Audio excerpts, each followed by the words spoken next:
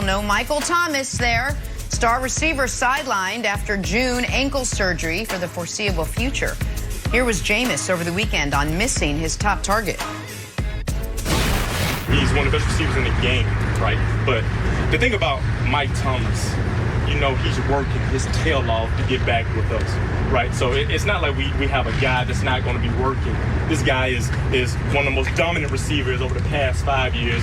This guy has a tremendous work ethic. This guy wants to be here. So I guarantee you, Mike Thomas is working his tail off right now to get back with us.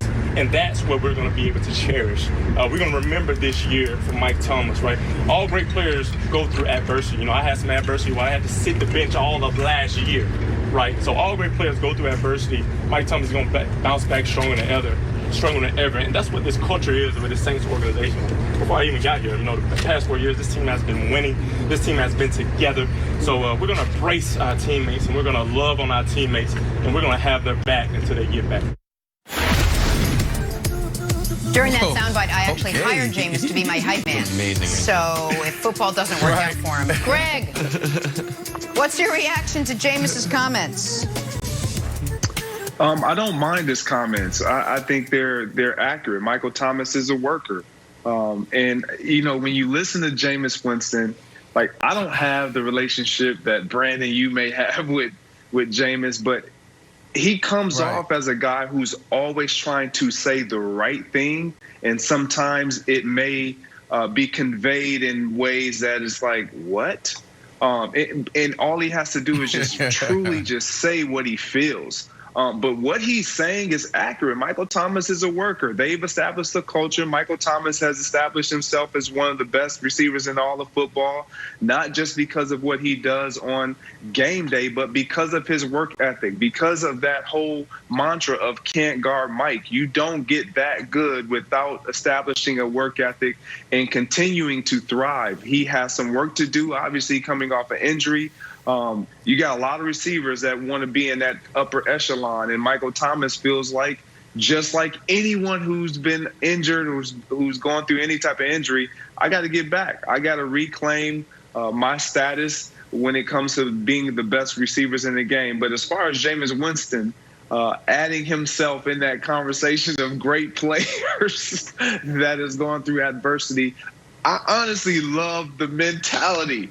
I know we're going to all say, well, wait, he's not a great player. Well, in his mind, he is a great player. And Brandon, you know, any player who plays this game should have that mentality, should have that approach. We may not agree with them, but they better have that psyche and that approach to the game and feeling about themselves. You're right. Listen, you're right about that. And I joke all the time because every time I talk about Jameis, I say I'm all in on Jameis.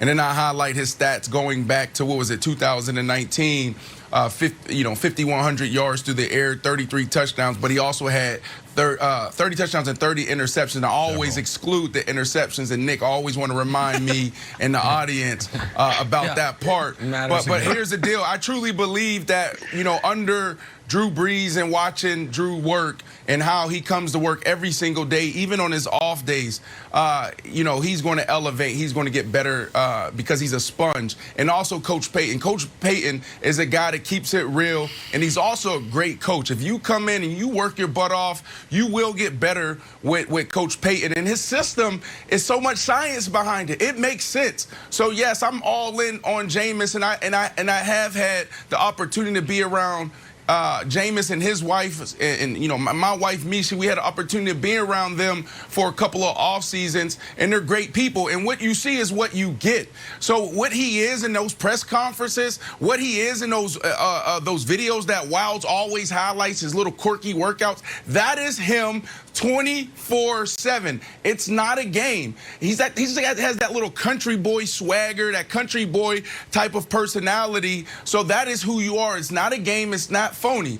On Michael Thomas, I had the opportunity to be around Michael Thomas, and I've never seen anything like it. Like, I was a guy that prided myself on hard work and just getting up every single day and just getting after it. And then I had the opportunity to be in New York and play with the Giants, and I saw Odell Beckham Jr., and he was next level. Like, this dude was a machine. And when I got to New Orleans, and that was my last cup of tea, I never seen anything like it. He only knows one speed. So is he working his tail off right now? Absolutely he is, because that's all he knows. I literally saw this guy the day of a game in a walkthrough in a Ritz-Carlton down what's the place in New Orleans where everybody goes and do the Mardi Gras or wherever we're in the Ritz-Carlton.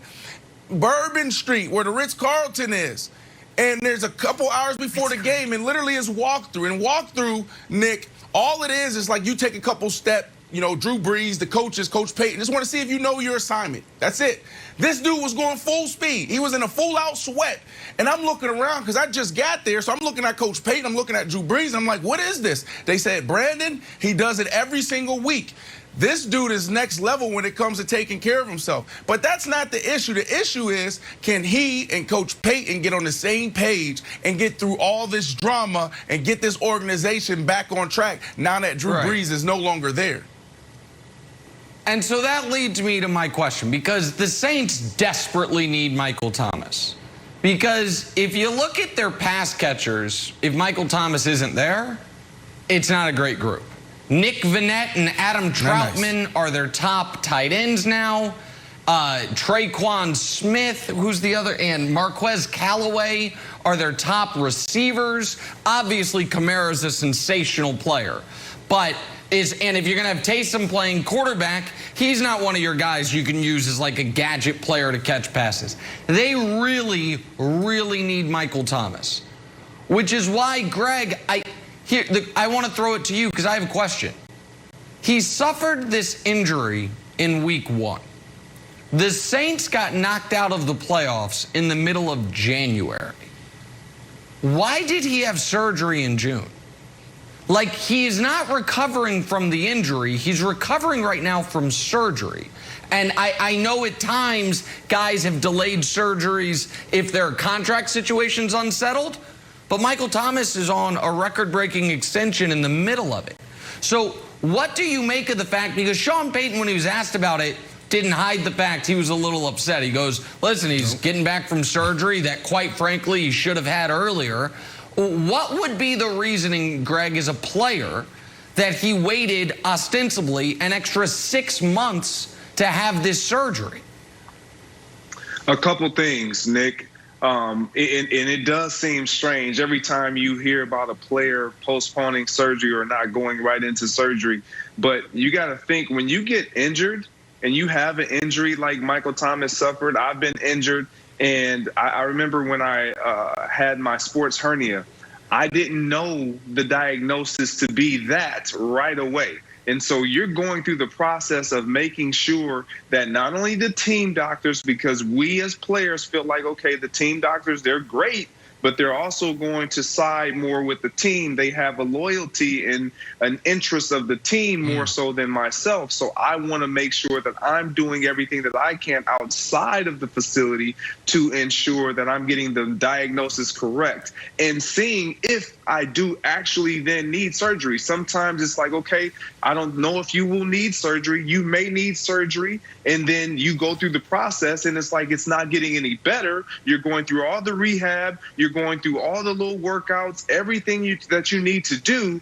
And then it still doesn't progress. And then that's when you have to make the decision, well, let's do the surgery. And at that moment, you've lost so much time when there was so much unknown and there was an expectation or a hope that you could actually get by without getting the surgery. And that I've experienced that. Brandon, I'm sure you've experienced that. So many players go through that. And so that's why surgery tends to get pushed back. And it never looks good on the player when it happens. But that's my experience with it.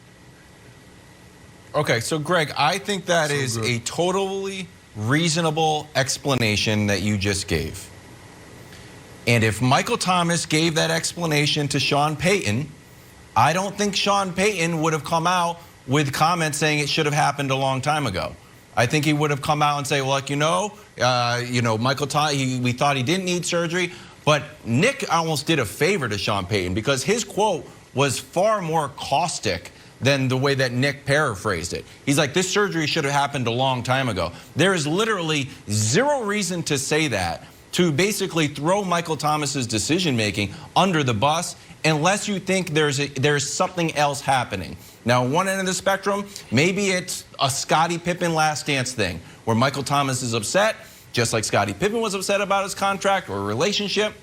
Scottie Pippen delayed surgery. He's like, I'm going to have my summer, so I'll have surgery late, and I'll take time off during the year. That's what it smells like. I'm not saying it's out of the question, but, Brandon, Sean Payton's comments did not seem like everything was good. Sean Payton did not give the benefit of the doubt, like, he could have even said, like, I wish it happened earlier. Or, it would have been nice to happen earlier. He's like, it should have happened earlier.